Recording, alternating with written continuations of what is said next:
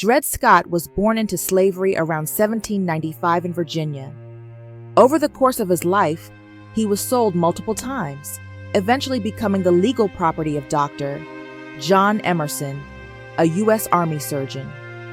Emerson took Scott to live in the Free State of Illinois and then the Free Territory of Wisconsin, both places where slavery was prohibited by federal law. Scott lived in these free regions for several years, married a fellow enslaved woman named Harriet Robinson, and had children, all while in areas that, by law, should have guaranteed their freedom.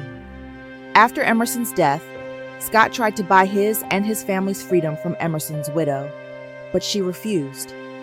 In 1846, Scott filed suit in Missouri, arguing that because he had lived in the free territories, he and his family should be legally free. His case moved through the court system for over a decade, becoming one of the most famous legal battles in U.S. history. In 1857, the U.S. Supreme Court ruled against him in the case Dred Scott v. Sanford.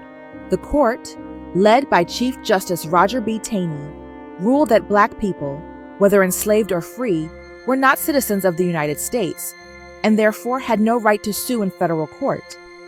The decision also declared the Missouri Compromise of 1820, which had restricted slavery in certain U.S. territories, unconstitutional, stating that Congress had no power to prohibit slavery anywhere in the country.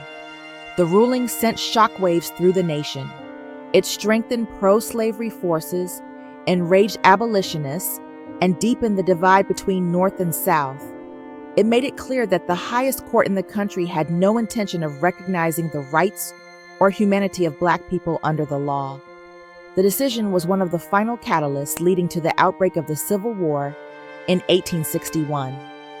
Although the ruling denied Scott his freedom, his personal fight contributed to a national crisis that would eventually force the United States to confront the legal foundation of slavery.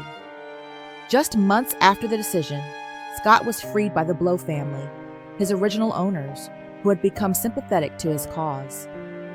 Dred Scott died in 1858, a year after winning his physical freedom, but long before Black people would win full legal citizenship through the 14th Amendment in 1868, which directly overturned the Supreme Court's ruling in his case. His name remains a symbol of how the law was once used to deny Black humanity, and how resistance, even in the face of legal defeat, can help ignite change.